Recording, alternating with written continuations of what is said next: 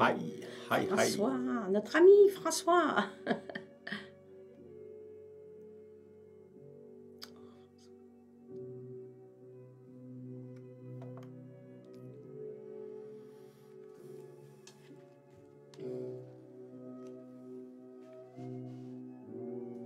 Salut Denis, salut Denis, Nathalie. Nathalie.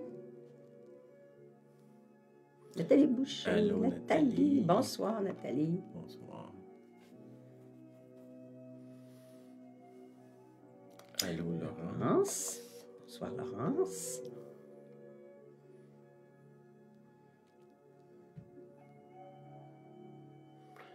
Allô, Marianne. Marianne. Ouais, on est rendu, je ne sais pas si ça ressemble à l'Europe, oui, peut-être. Peut-être l'Amérique du Sud, je ne sais pas. J'ai pas vérifié. On est dans les montagnes, ça c'est sûr.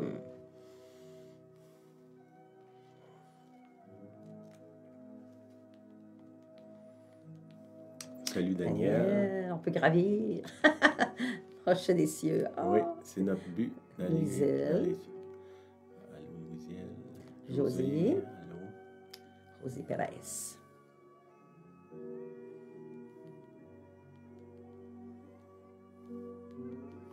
Allô, Liliane. Liliane. Bonsoir, Liliane.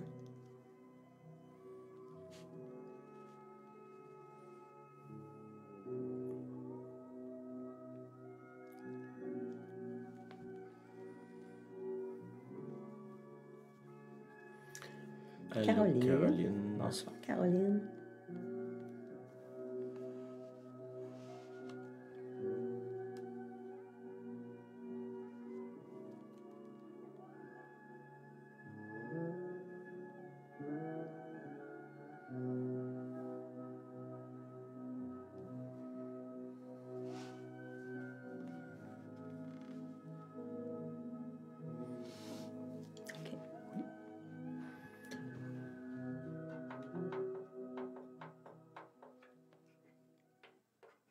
T'avais-tu quelque chose? Non.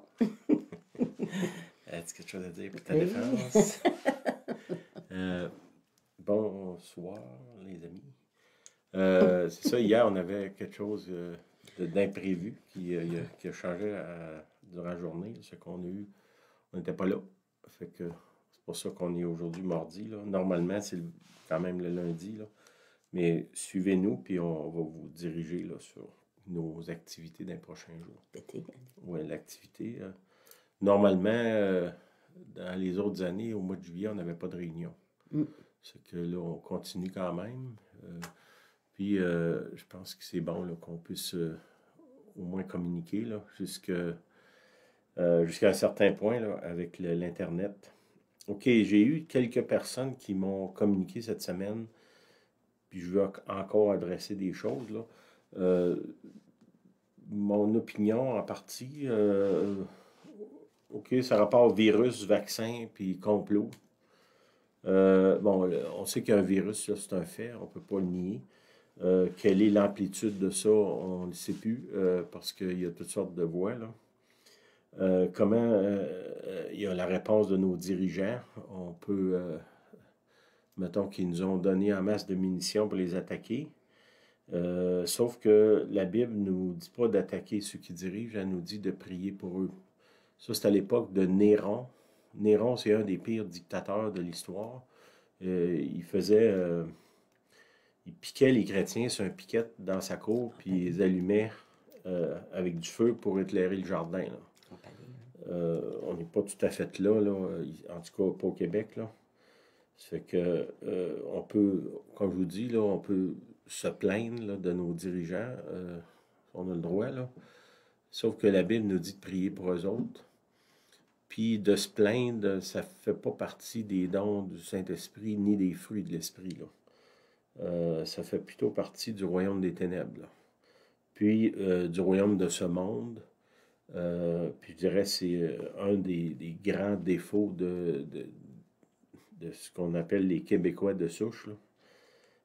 Bon, malgré qu'il y a sûrement d'autres nations qui sont en compétition avec nous autres là-dessus, là. OK. Par rapport à ça, dans le fond, il y a 3 points là, que je vais amener. Qu'est-ce qui se passe? Qu'est-ce qui se passe pas? Puis qu'est-ce que moi je peux faire? Bon, il y a beaucoup de ce qui se passe actuellement que personnellement, là, comme individu, je ne peux rien faire. Moi, je ne peux pas changer l'Organisation mondiale de la santé, je ne peux pas changer les décisions du gouvernement fédéral ni du gouvernement provincial. C'est que ça, c'est pas mon domaine. Je peux prier pour que ça change, je peux prier pour eux autres qui se réveillent, qui prennent les bonnes décisions, puis tout ça, mais je peux pas changer ce qui se passe là. Fait que c'est important. Qu'est-ce qui se passe? Je peux avoir de l'information, je pourrais dire, on a des informations extrêmes ces deux côtés, là. Il y a beaucoup de vrai dans les deux côtés. On peut s'informer peut-être pour se diriger dans comment prier, pas pour chialer plus, par exemple. Ça, c'est pas, comme je vous dis, ça ne fait pas partie du royaume de Dieu. Puis après ça, mais qu'est-ce que je peux faire? Il y a des choses que je ne peux pas changer. C'est que ça ne me donne rien d'aller me battre sur ce terrain-là parce que nos ressources sont limitées. Hein. Mes ressources d'argent, de temps, intellectuel, mon énergie, c'est limité, ça. C'est que si je gaspille ma journée à me plaindre, ben j'ai pas fait ce que j'aurais dû faire. Puis la journée est brûlée, puis souvent, moi aussi, je vais être brûlé à la fin, là, puis j'ai rien changé finalement. Ça fait que je pense que beaucoup de ce qui se passe actuellement, c'est une distraction. Je me demande si on parle de complot, si le diable n'est pas mêlé dans tout ça pour justement qu'on perde notre temps, qu'on soit d'un camp ou dans l'autre, là, ça ne change rien. Si le diable, lui, que tu cours après un lièvre, un lapin ou un éléphant, si tu cours pour rien, il est content. C'est l'idée de perdre notre temps. Le diable, il y a toutes sortes de trucs. Il y a des milliers d'années d'expérience faire perdre le temps à des chrétiens ou même des non-chrétiens. Ça fait que nous, il faut se reculer et dire, OK, Seigneur, qu'est-ce qui se passe? Qu'est-ce qui se passe pas? Puis qu'est-ce que moi je peux faire? Puis de demeurer dans le domaine de ce que je peux faire. OK? L'autre chose, c'est qu'il y a définitivement la détresse autour de nous. Mais je peux pas... ça me fait penser un peu au réchauffement de la planète, là. Tu sais, on peut faire un congrès à Paris pour réchauffement de la planète, mais ça ne changera rien, ça. Ce qui va changer, c'est si moi, je commence à faire attention à ce que je fais avec mes déchets, l'énergie. Bon, ça, je peux jouer là. Je peux pas aller à Paris à la conférence sur le climat, je ne suis pas invité, mais je peux, moi, chez nous, faire quelque chose pour changer. Ça, c'est vrai pour le climat, mais c'est vrai aussi pour la détresse. Je pense qu'on ne peut pas se cacher là, que tout ce qui a rapport au COVID, là, directement et indirectement, a amené une énorme détresse là, dans le monde. Puis proche de nous, là. Les gens qui sont très près, nous, on est en contact. Il y a beaucoup de gens là, que ça va pas bien, qui sont en détresse. Je peux pas aller secourir les gens qui sont en Éthiopie, mais je peux secourir les gens qui sont autour de moi. Là. C'est que si je perds mon temps à parler de ce qui se passe ailleurs ou d'un problème global, ben j'ai pas le temps de m'occuper de ce qui est là devant moi, là. Mes voisins, mes amis, les gens de l'Église, ma famille, mon conjoint. Je m'occupe plus de ça, je m'occupe juste d'une espèce d'affaire globale pour laquelle j'ai finalement aucune influence. Fait que perdez pas votre temps. Trouvez-vous une détresse. Il y a de la détresse autour de vous. Là. Il y en a, tu n'as pas besoin de lever toutes les roches d'un jardin, il y en a partout. Là. Trouvez-vous une détresse qui est près de chez vous, près de vous, puis demandez au Seigneur comment je peux faire pour aider là en pratique. Ça, c'est plus proche de ce que Jésus va faire. Jésus aurait pu venir sur la terre, puis à partir des cieux, comment je dirais, lancer un réveil. Ben non, qu'est-ce qu'il fait? Il vient naître dans une étable, il vient marcher au travers des gens ordinaires à une époque, avec un peuple, dans certaines villes. Il n'a pas fait un espèce d'envahissement global. Là.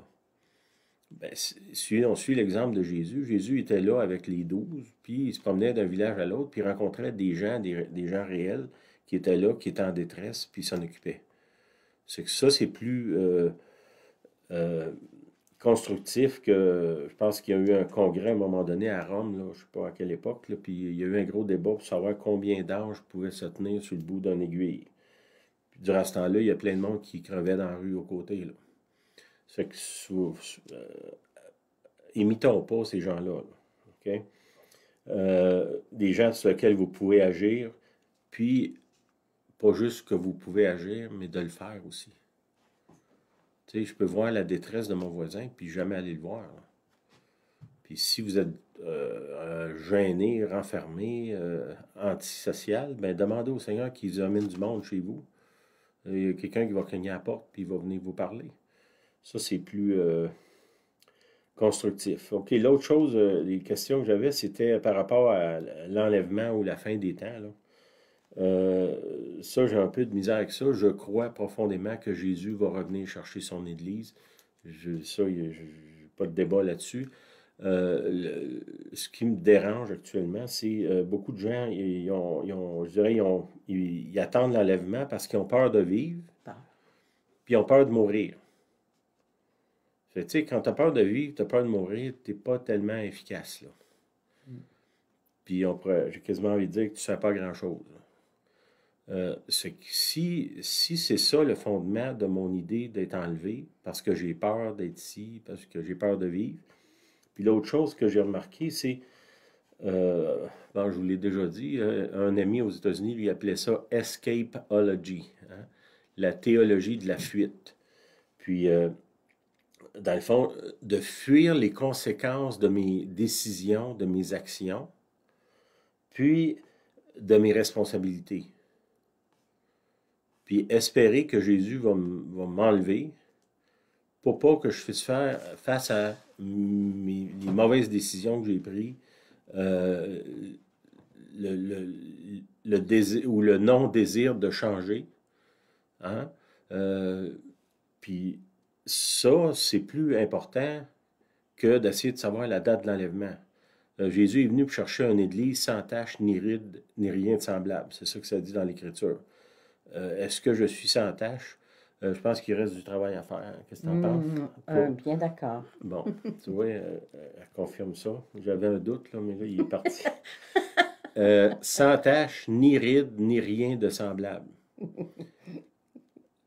Sérieusement, là, beaucoup de monde qui sont là accrochés après l'idée qu'ils vont être enlevés, sans tâche, ni ride, ni rien de semblable, ça ne s'accroche pas trop à eux autres. C'est plutôt, souvent, comme je vous dis, du monde qui essaye de fuir leurs responsabilités. Puis ça, ben, ça fait pas partie des fruits puis des dons de l'esprit.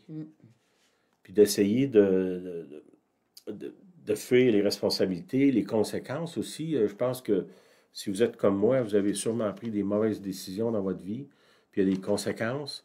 Puis là, on essaye de sauver par la porte d'en arrière en invoquant l'enlèvement. C'est pas une façon. Je pense que le Seigneur va venir nous chercher, puis ça dit qu'il espère que quand il va revenir, on va être occupé à faire son travail. Pas préoccupé à vivre ou préoccupé à mourir. Préoccupé à faire le travail du Seigneur. C'est quoi le travail du Seigneur? C'est devenir une nouvelle créature. Naître de nouveau. Avoir une vie transformée. Oui, il y a le témoignage, mais si je témoigne, il y a quelqu'un qui disait, tu sais, je ne me souviens pas comment exactement, là, c'était, j'entends pas ce que tu dis parce que c'est caché par tes actions. C'était pas exactement ça, mais c'est ça que ça voulait dire. Tes actions parlent plus que tes paroles. Oui, c'est ça. Je dirais que tes actions parlent plus que tes paroles. Oui. Donc, à faire attention aux actions. C'est ça. OK. L'autre chose, c'est par rapport au vaccin, là.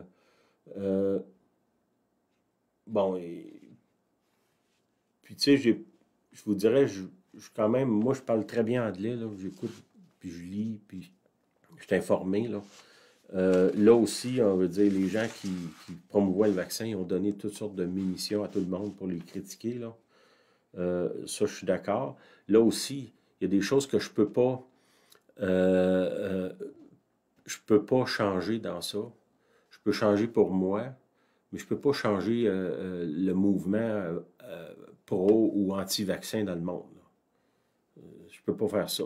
Moi, je peux avoir mon opinion, Je peux changer moi, mais je ne peux pas changer les choses globales. C'est que ça, c'est un combat, je dirais, qui est inutile de partir en croisade là-dedans. On perd du temps, puis durant ce temps-là, on n'est pas transformé pour devenir à l'image de Jésus. On fait juste comme ça dit, Paul, il parle de battre l'air, hein, une épée, puis tu fais juste donner des coups dans l'air, ça ne donne rien. C'est pas un ventilateur, c'est une épée. Il y a une autre chose, il y a un frère qui m'a écrit un rêve qu'il a fait. Je vais vous donner un résumé de ce rêve-là. Dans le rêve, finalement, il y a un groupe de gens, des dirigeants qui doivent décider quelque chose. Puis là, ils veulent aller, dans le fond, dans les choses occultes pour avoir des révélations. Puis là, il y a des chrétiens au travers de ça qui disent, ben non, on devrait demander à Dieu. Puis là, il y a comme un débat pour savoir. Puis finalement, ce que la personne dit, c'est, ben OK, on va laisser le monde des ténèbres passer en premier, voir ce qu'ils vont faire, puis après ça, on va passer avec le Seigneur. Puis ça, c'est exemple dans l'Ancien Testament, dans 1 Roi 18-20, c'est Élie avec les disciples de Baal. Les disciples de Baal, c'est comme une fausse religion. Puis là, eux autres, ils prétendent que leur Dieu est plus grand que le vrai Dieu, Jésus. Puis le prophète Élie, qui est prophète de Dieu, lui, il dit, ben OK, je vous laisse aller, là, invoquez votre Dieu, puis on va voir ce qu'il va faire. Puis il laisse faire. Puis dans son discours, il n'y a aucun doute dans son esprit que son Dieu à lui, le Dieu de Jésus, le Saint-Esprit, est supérieur à l'autre. Ce qui n'a aucun problème avec le fait de dire, ben allez-y jusqu'au bout avec votre idée. Moi, je sais qu'à la fin, c'est Dieu qui va prévaloir. Puis dans ce rêve-là, le frère qui m'a donné ça, ce que moi, ça me parlait, c'est de nous, on doit avoir cette même conviction-là d'Élie que à la fin, c'est Dieu qui va avoir le dernier mot. Puis Dieu, il n'y a pas besoin que moi je le défende. C'est plutôt l'inverse, là. Puis si, mettons il y a un mouvement de mensonges terribles actuellement dans le monde, là, dans toutes sortes de domaines, ben selon ce rêve-là, puis selon plusieurs choses dans l'Écriture, un autre passage qui me parlait, c'est quand Jésus est devant Pilate, puis Pilate, il suggère à Jésus de se défendre. Puis Jésus, dans le fond, il ne se défend pas parce que ce qu'il dit finalement, c'est la vérité, ça n'a pas besoin d'être défendu parce qu'à la fin, ça prévaut tout le temps, là. C'est que nous, de partir en guerre contre le mensonge, le diable va tout le temps en sortir un autre. C'est qu'on va passer notre vie à se battre contre quelque chose qui nous amène à rien. Passez votre vie à rechercher la vérité. Hein? La vérité, c'est qui? C'est Jésus. Cherchez la vérité. Puis, perdez pas votre temps à essayer de déterrer le mensonge parce qu'il va tout le temps avoir un autre niveau. Si je creuse pour trouver des mensonges, il y a tout le temps une autre épaisseur, tout le temps un autre. Plus que je vais creuser, plus que je vais en trouver. Puis je prends toute mon énergie, mon temps dans ça. Puis ça, si quelqu'un qui disait on devient ce que l'on contemple. Si je passe mon temps à contempler les ténèbres, ben je vais me faire englober par les ténèbres. C'est que faites attention à ça. Je pense que si on laisse aller le mensonge jusqu'au bout, finalement, tu sais, quelqu'un qui disait le diable, quand tu lui donnes beaucoup de cordes, finalement, il se pend lui-même. Ben, actuellement, c'est ça qui est en train de se passer. Prions pour ceux qui dirigent définitivement, mais partons pas en guerre contre le mensonge, c'est inutile. Cherchons la vérité. OK? OK, je vais arrêter là-dessus. Ça, c'est des questions que j'avais eues cette semaine. J'espère que ça répond. Ou ça en a remis d'autres questions en plus. Là, mais... OK, je veux parler de soupir et poursuite. OK? Deux choses qui sont là dans notre relation, puis je viens de vous dire là, de chercher Dieu, dans notre recherche de Dieu. Dans Romains 8, 22, il dit « Or, nous savons jusqu'à ce jour que la création tout entière soupire et souffre la douleur de l'enfantement. Hein? Toute la création actuellement, on sent, on entend presque le soupir de la création qui est là, qui veut avoir la révélation de Dieu. Hein? Ça dit plus loin dans le passage, la révélation des fils de Dieu. Mais pour, pour amener la révélation comme fils de Dieu, il faut qu'on l'ait eu nous-mêmes, là. Puis si on passe notre temps à chercher dans les ténèbres, on n'est pas en train de chercher dans la lumière, on ne reçoit pas de révélation. OK. Euh, Dans ça, il parle de la création tout entière soupir. Puis je veux mettre l'emphase sur le mot soupir, ça me parlait beaucoup aujourd'hui. Le soupir est la souffrance de l'attente. Quand on attend, hein, c'est ça l'attente des fois. Mm. OK, le soupir vient quand il n'y a plus de mots. À ce moment-là, c'est l'Esprit qui s'exprime. Le Saint-Esprit s'exprime dans Romains 8, 26. Ça dit, de même aussi, l'Esprit, en parlant du Saint-Esprit, nous aide dans notre faiblesse, car nous ne savons pas ce qu'il nous convient de demander dans nos prières. Quand tu arrives à la place des soupirs, il n'y a plus de mots. Puis le soupir lui-même, c'est la prière. C'est une prière qui est profonde, qui vient du Saint-Esprit, qui n'a pas besoin de mots, parce que dans le souffle lui-même, le Saint-Esprit, un des noms du Saint-Esprit, c'est le souffle sacré. Dans le soupir, le souffle sacré s'exprime. Ça dit ici, car nous ne savons pas ce qu'il nous convient de demander dans nos prières, mais l'Esprit lui-même intercède par des soupirs inexprimables. C'est au travers du Saint-Esprit, il y a ces soupirs-là qui viennent, qui sortent de nous, qui sont une prière. Puis, bon, il y a deux niveaux de prière extrêmement élevés. Un, c'est les larmes. Hein? Nous autres, on dit que c'est de la prière liquide. Puis le deuxième, c'est les soupirs. Ces deux formes de prière-là, ça dépasse largement les mots. On est rendu à une place qu'il n'y a plus de mots, là. Puis là, c'est là que, selon Romains 8, 26, le Saint-Esprit embarque. Puis il va prier à notre place, finalement. Nous croyons profondément à la vertu du silence. Hein. Si vous nous suivez, nous, on est des gens du silence. On croit, on fait une réunion de silence. Je ne connais pas d'église ailleurs qui fait ça, là. Peut-être, là, mais on croit dans le silence que dans l'attente, le Seigneur va répondre. Ça, c'est profondément ancré dans nous, dans ce qu'on fait, dans ce qu'on est. Est-ce que dans cette attente-là, dans le silence, il y a des soupirs définitivement? On attend que Dieu bouge, on attend qu'il nous dirige, on attend qu'il intervienne dans des situations extrêmement difficiles. Il y a beaucoup de ça dans le silence. Okay? Dans Lamentation 3, 26, ça dit « Il est bon d'attendre en silence le secours de l'Éternel. » C'est bon le silence. C'est bon de se taire. Il est bon pour l'homme de porter le joug dans sa jeunesse. Hein? Il se tiendra solitaire et silencieux. Okay? Parce que, puis je voyais en arrière de moi, j'ai pris l'image de la montagne. Si je me tasse un peu, vous allez voir. Il y a comme un sentier qui monte vers la montagne. Pour moi, cette montagne-là, ça représente l'idée aussi, c'est dans les Écritures, c'est là qu'on rencontre le Seigneur. Une place, si on regarde, là, ça n'a pas l'air d'être facilement accessible, là. Puis ça n'a pas l'air qu'on peut se rendre là en 2 minutes. C'est une vie. Le silence ou l'appel au silence, c'est quelque chose qui prend des années à embrasser finalement. Ça dit, il est bon pour l'homme de porter le joug dans sa jeunesse. Hein, un joug, c'est quelque chose qui est mis sur les épaules, qui est comme imposé sur nous. Plus on commence jeune sur ce sentier-là, plus on va arriver facilement, plus rapidement en haut de la montagne, où est-ce que là, il y a le silence, puis on est solitaire, où est-ce qu'on peut vraiment rencontrer le Seigneur.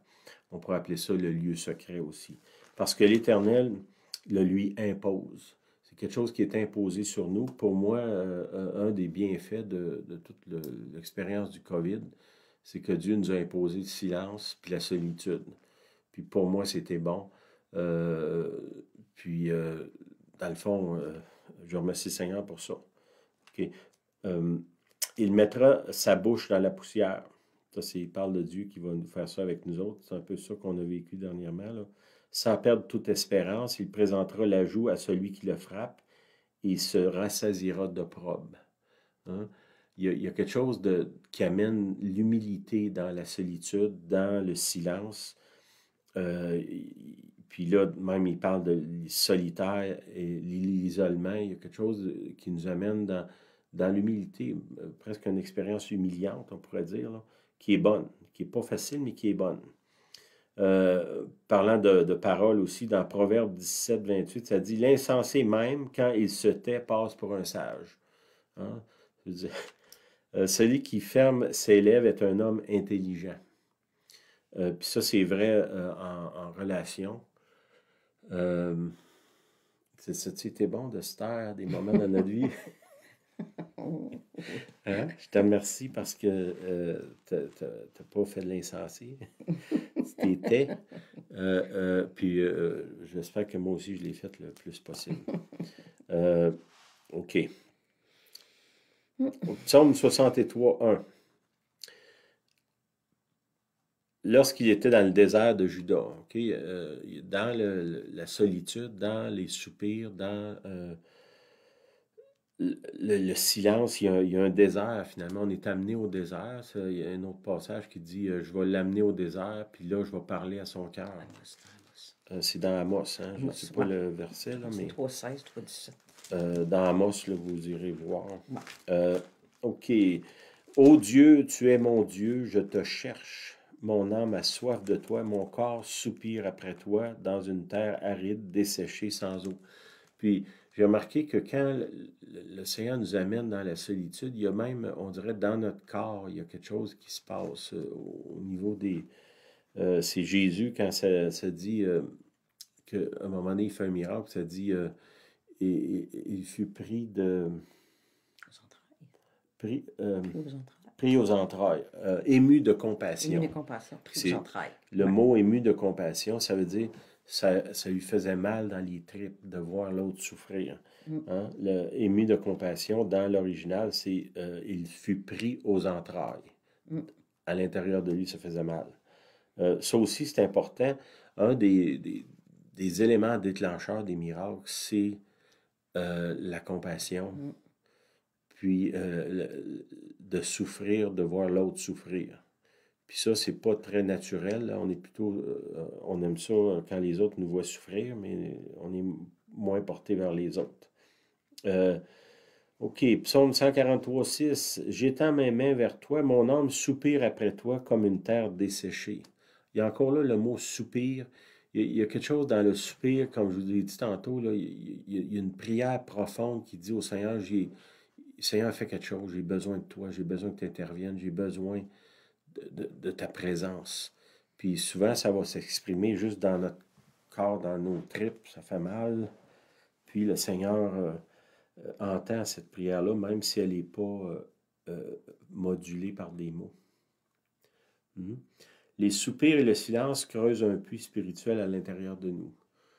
Quand on passe du temps en silence, en isolement devant le Seigneur, il y a quelque chose qui se creuse à l'intérieur de nous. C'est comme si le silence nous amène à l'intérieur de nous-mêmes. Puis, il y a quelque chose que... L'exemple que j'avais là, aujourd'hui, c'est un puits qui va se creuser, là,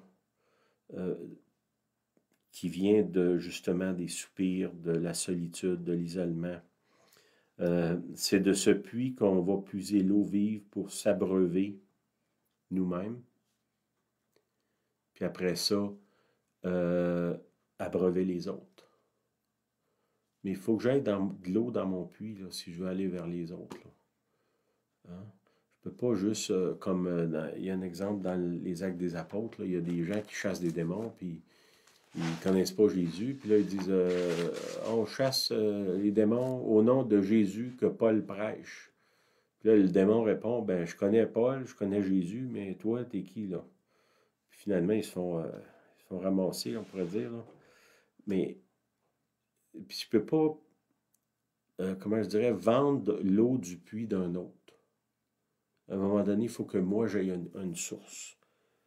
Puis je comprends que souvent, quand on est jeune chrétien, on va, comment je dirais, on va survivre sur le puits d'un autre. Quelqu'un qui a déjà puisé, qui a déjà de l'eau, qui a déjà une source profonde en lui, on va puiser dans cette personne-là. là, il y a un danger de dépendance. Autant de la personne qui va vers l'autre que de l'eau, que celui qui a de l'eau. Tu sais, je ne peux pas construire mon ministère en faisant croire aux gens qu'il y a juste moi qui ai une source, là. Oui, j'ai une source. Julienne, elle a une source. Mais notre objectif, c'est que vous, personnellement, vous développiez ou vous creusez vous-même votre puits, votre source. Puis ça se fait. Puis je reviens à l'image qui est en arrière de moi. Là, si vous regardez, c'est quand même assez loin en haut, là-bas. Là. C'est du temps que ça prend. Tu sais, je ne peux pas imposer les mains à quelqu'un puis donner 40 ans d'expérience. Ça ne se fait pas, ça. Je peux prier que l'onction vienne sur la personne. Puis normalement, l'onction va faire... moi, j'ai remarqué au début de ma vie chrétienne, j'ai eu la grâce, le privilège de faire du ministère avec des gens qui avaient de l'onction énormément, là. Des gens qui avaient des dons de miracles, de prophétie à un niveau comme les prophètes de l'Ancien Testament. Puis ce que j'ai remarqué, c'est que en m'approchant d'eux, j'étais capable de fonctionner à partir de leur onction. Comme prendre leur puits. C'est comme si, moi l'exemple que je donne, c'est comme si j'aurais un tour gratuit.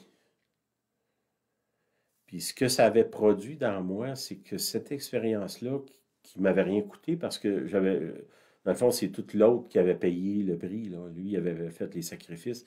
Il était monté sur la montagne. Mais il avait sorti quelque chose, il y avait de l'eau dans son puits. Puis là, je puisais dans son puits, mais aux côtés de lui, sans avoir payé, là, finalement. Puis ce que ça a produit dans moi, c'est que quand je me suis éloigné de cette personne-là, il y a un désir qui m'a enflammé de creuser moi-même un puits, là. C'est que j'ai pas gardé l'idée que je vais aller me coller après lui à toutes les semaines pour avoir une tasse d'eau gratuite, là. Ça m'a motivé d'aller pour moi-même. Puis si vous avez ces expériences-là avec des gens, ben l'idée, c'est pas d'aller tout le temps puiser dans l'autre, mais que ça vous motive vous-même d'aller creuser un puits. Puis comme je vous ai dit, là, je reviens à l'image là, derrière moi, c'est une vie, c'est une marche, c'est un sentier qui est pas, c'est pas une autoroute, là. Vous regardez, c'est toutes des roches, ça n'a pas l'air égal. Il faut que tu regardes où tu t'en vas. Il faut que tu sois déterminé. Il faut que tu aies les yeux en haut de la montagne pour te dire c'est là que je m'en vais. Puis de ne pas me faire distraire en passant, là, comme l'exemple que je vous ai donné au début, là. Les distractions des faux débats, là, ben ça m'empêche de me rendre sur la montagne. Là, je suis couché dans le buisson aux côtés de Julienne, là, un petit beau petit buisson rose, là. Je suis couché là, puis je fais rien. Puis là, je me plains, c'est ça. Puis souvent, j'essaie d'empêcher les autres de passer. C'est couchez-vous pas dans le buisson, là, marchez. Puis laissez-vous pas distraire par les petites branches, là, le foin, puis les autres affaires à côté du chemin. Ça a-tu du sens, ça? OK.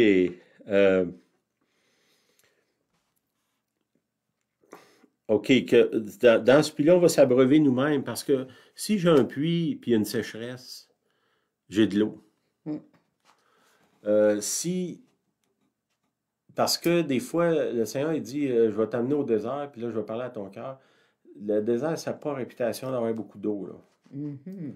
C'est que si j'ai une réserve, finalement, de mon expérience avec Dieu, puis Dieu m'amène dans un autre désert, parce que ça, c'est un autre message qu'on pourrait passer dans les prochains mois, je ne sais pas, là. Autour de la terre d'Israël, il y a un paquet de différents déserts qui représentent différentes expériences dans notre vie. C'est que des fois, je passe d'un désert à la terre promise, puis je reviens d'un autre désert, puis là, mais dans chacun de ces choses-là, je grandis, j'apprends, puis je creuse plus creux. Évitez pas le désert, là, c'est là que tu creuses.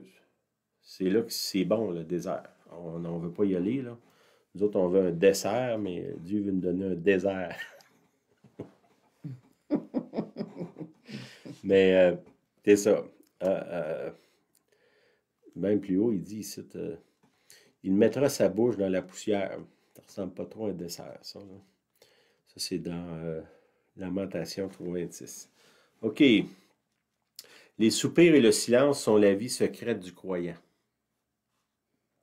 OK? Euh, Quand je soupire trop devant les autres, là, souvent c'est de la manipulation là, pour attirer la pitié et tout ça. Les soupirs, essayez de garder ça en secret entre vous et Dieu. Peut-être vous avez un compagnon, une compagne de prière, là. Ça c'est correct, ou quelques personnes. Mais si je m'en vais soupirer constamment devant les autres, souvent je ne suis pas en train de chercher Dieu, là, je suis en train de chercher la pitié de tout le monde. Là. La pitié, c'est pas un instrument du royaume. Ça appartient plus au royaume des ténèbres. Autant celui qui la donne que celui qui la reçoit. C'est quand vous soupirez, faites-le en secret devant le Seigneur. Puis le silence, les soupirs et le silence sont la vie secrète du croyant. L'intimité avec Dieu, c'est ça qui est la source de la transformation du croyant. Si je passe du temps avec Dieu, c'est là il va me changer. Comment je sais si je suis changé? J'ai juste à demander à Julienne. Des fois, j'ai pas besoin de lui demander. Mais c'est ça. Si je passe du temps avec Dieu, il faut que ça paraisse en quelque part. Là. Tu sais, je peux pas être tellement spirituel que je deviens complètement inutile. Là. La spiritualité chrétienne, c'est une action, c'est un mouvement, c'est une puissance de transformation. C'est pas juste une espèce de philosophie dans les nuages. OK, c'est ce que moi j'appelle l'attente devant Dieu, attendre le divin. OK? Puis là, il y en a qui vont appeler ça de l'inaction. Parce que quand on attend, on a l'air qu'on fait rien. Mais je pense qu'on peut dire, moi, Julien, en tout cas, moi, certainement, que l'attente dans ma vie, c'est ça qui a produit le plus de choses. C'est que même quand il y a le silence, puis il y a l'inaction, semblant d'inaction, le Dieu travaille à l'intérieur de moi, puis il produit quelque chose qui va faire qu'un mot qui sort de ma bouche va avoir plus d'impact que des dizaines de sermons. Quand j'ai passé du temps avec Dieu. C'était vrai pour Jésus, c'est vrai pour les apôtres, c'est vrai pour les prophètes de l'Ancien Testament. Hein? Ça dit dans Psaume, un jour dans ta présence vaut mieux que 1000 ailleurs. Pourquoi qu'il dit ça? C'est parce que ça vaut mieux que 1000 ailleurs. OK. Il dit dans... là, le premier point que j'avais voulu aborder, c'était le soupir, puis après ça, la poursuite. Parce qu'il y a une balance entre les deux. Définitivement, nous, on est des gens du silence, on est des gens qui s'isolent, qui passent beaucoup de temps seuls. Dans le fond, on peut dire qu'on embrasse le désert. Pour nous autres, il y a quelque chose d'extraordinaire dans le désert. Je pense qu'on peut dire ça. Mais de l'autre côté, je pense aussi qu'on est des gens d'action. Si j'essaye de me rappeler toutes les expériences que j'ai eues avec le Seigneur, tous les gens que j'ai rencontrés, tous les gens pour qui j'ai prié, toutes les places que j'ai prêchées depuis 40 ans, je pense pas que je vais arriver à me rappeler de tout le monde. C'est que autant on est des gens du silence, autant on est des gens de la poursuite. Okay? C'est le deuxième mot que je voulais utiliser. Puis ce qui m'est venu, c'était dans Cantique des Cantiques, dans chapitre 3, verset 1. C'est la Sunamite qui représente finalement symboliquement l'Église, la femme. Là. Sur ma couche, pendant les nuits, j'ai cherché celui que mon cœur aime. OK? Là, c'est une action. Chercher, c'est une action. Il y a des moments où je suis en silence, j'attends. Puis il y a d'autres moments où est-ce que je suis vraiment à la recherche. Je suis en action, je suis en mouvement. Je poursuis le Seigneur. J'ai cherché celui que mon cœur aime. Je l'ai cherché et je ne l'ai point trouvé. Ça veut dire que c'est pas juste, j'ai regardé en arrière d'un papier, puis il n'était pas là, c'est fini. Là. Non, je ne l'ai pas trouvé. Je me lèverai, je ferai le tour de la ville. Je ne sais pas si Julien pourrait vous confirmer ça, mais il y a une époque de notre vie où est-ce qu'on a fait des milliers de kilomètres avec des véhicules que la plupart des gens n'auraient pas fait 10 kilomètres avec pour aller ren- rencontrer des gens qui étaient proches de Dieu. Un des voyages qu'on a fait, on est allé à Kansas City. C'était, je pense, que c'était 3000 kilomètres aller dans un véhicule Tombé en panne. qui est même pas parti le matin qu'on voulait partir, finalement. Il est Par la parti après les prières de nos enfants. Il est finalement parti, puis on s'est en allé avec ce véhicule-là. Euh, C'était un voyage là, un peu cinglé, là. rocambolesque. Oui, mais il y avait ce désespoir-là, puis ce désir-là profond d'aller rencontrer Dieu, là. On avait entendu que Dieu était à l'œuvre en quelque part. On n'était jamais allé là. On a décidé de s'en aller là, coûte que coûte, on pourrait dire, là. Je ferai le tour de la ville, dans les rues, sur les plages, je chercherai celui que mon cœur aime. Il y a une action qui est là, il y a un désir profond, puis il y a pas, je sens pas comment je dirais, de négligence dans cette démarche-là. Il n'y a rien de, ah ben si ça marche pas, c'est pas grave. Non, j'ai une option. J'ai toutes mis mes œufs dans le même panier. J'ai pas d'option B, j'ai pas de plan B. J'ai juste un plan A. Tous mes espoirs sont mis dans ça. Puis ça, ce genre de recherche-là, c'est ça qui nous amène plus loin. Comme je vous dis, il y a le silence, c'est important. Mais il y a un moment donné où est-ce que dans nous autres, il y a quelque chose qui se lève, puis que là, on est prêt à faire n'importe quoi pour aller vers le Seigneur. Je me souviens, j'avais fait du ministère avec un grand prophète américain. Puis j'étais sorti de là, puis je me souviens, j'avais dit au Seigneur, Seigneur, je vais avoir ce que lui a à n'importe quel prix. Puis j'étais sérieux dans ma démarche, puis je pense qu'on peut dire que le prix C'était assez élevé. il était assez élevé, là. Euh, mais ça valait. C'était la perle de Grand Prix. On était prêt à tout vendre ce qu'on avait, tout vendre, pas juste des biens matériels, là, mais tout donner ce qu'on avait pour obtenir ça. C'est qu'il y avait comme, il n'y a pas de plan B, toutes nos ressources sont là, puis c'est vers là qu'on va. Comme le petit sentier là en arrière là, de moi, c'est là qu'on s'en va. On ne voit pas vraiment où ce qui mène, mais on veut y aller pareil.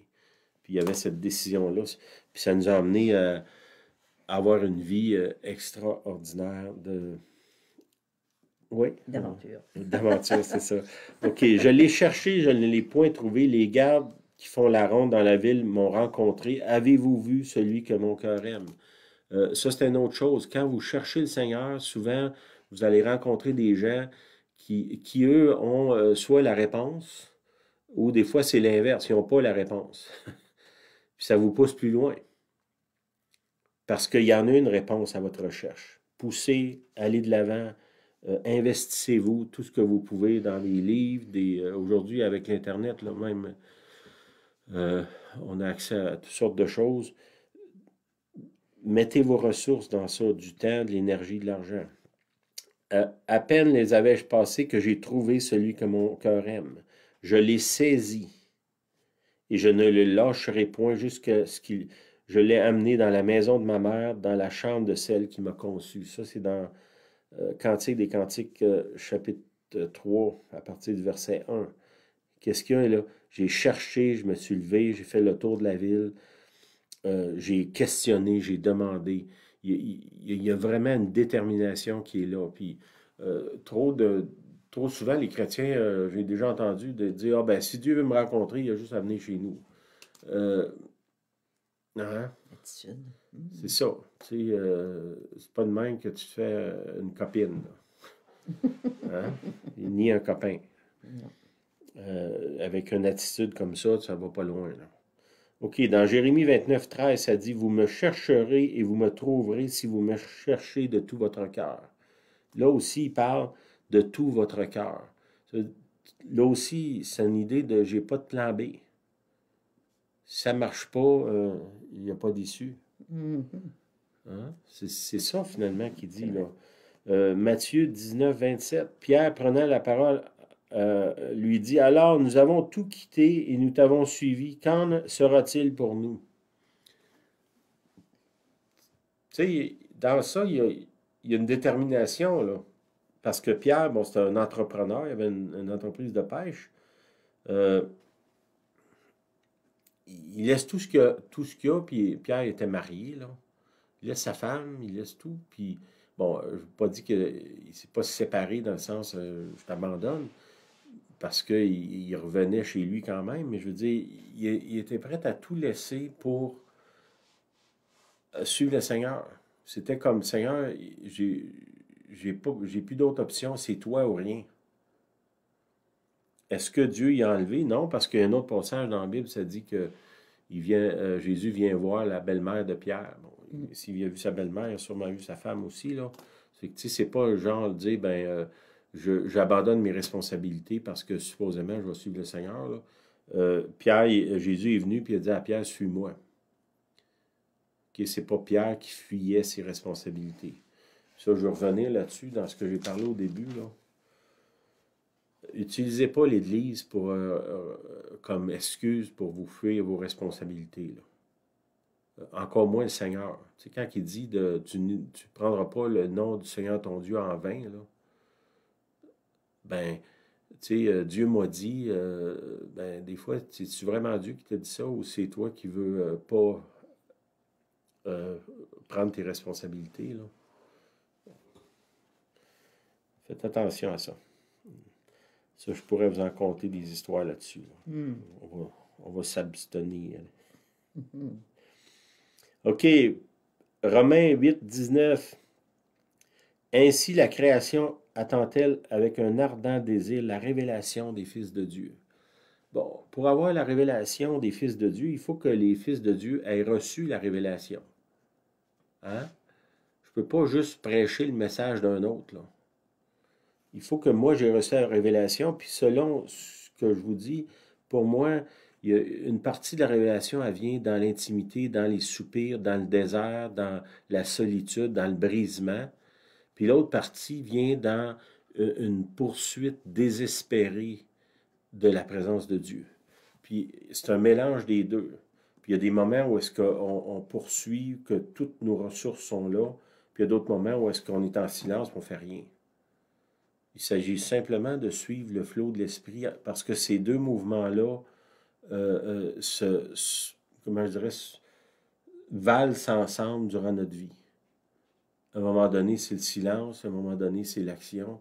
Puis des fois, c'est des grandes périodes, des fois, c'est des périodes courtes.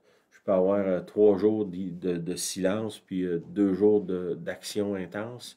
Des fois, c'est des mois d'action intense. Puis là, comme moi, je vous dirais, dans les dernières années, on a eu de l'action intense. Pendant quelques années, on a fait des centaines de réunions par année dans différents pays, puis on voyageait, puis tout ça. Puis là, depuis 1 an et demi, on est presque complètement arrêté, isolé chez nous. Ben, c'est ça que Dieu y fait. Je ne partirai pas en guerre contre le gouvernement parce que je suis isolé. Là. Je vais embrasser le fait que je suis isolé parce que moi, je crois que ma vie est dirigée par Dieu et pas dirigée par le Fonds monétaire international, ni le gouvernement du Québec, ni le gouvernement du Canada.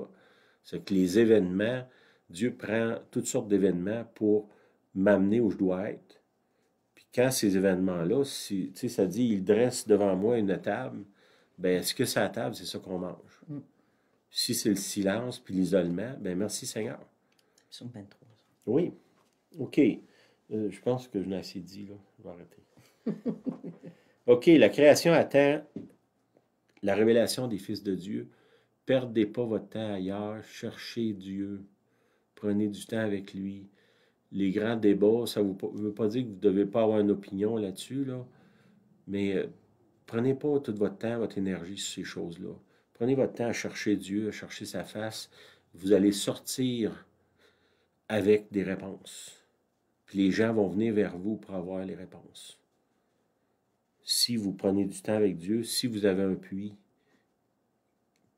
qui est creusé, qu'il y a de l'eau dedans, il y a du monde qui va venir. Mais là, ça se fait au travers des 2 points que je vous ai mentionnés aujourd'hui. Je vais prier Seigneur, je te demande Merci. que tu nous donnes la balance entre ces deux choses-là. Un qui est, j'ai envie de dire, lâcher prise, d'arrêter de courir, puis d'être en silence, dans l'attente, les soupirs, le, le- le- les entrailles de souffrance aussi qui sont là dans la solitude, le désert aussi, Seigneur, je te prie que si c'est un moment de désert, ben merci, qu'on puisse embrasser ce moment-là. Si c'est le temps de où est-ce qu'on doit euh, être dans une poursuite active de ta présence, ben, qu'on soit là aussi. Puis, Seigneur, donne-nous la balance entre les deux, puis qu'on puisse naviguer dans ces deux courants-là de notre vie, deux courants du Saint-Esprit, puis qu'on puisse, au travers de ces deux choses-là, devenir des fils de Dieu transportent la révélation du royaume pour les gens qui nous entourent. L'Église actuellement a désespérément besoin de gens qui sont allumés. Mhm.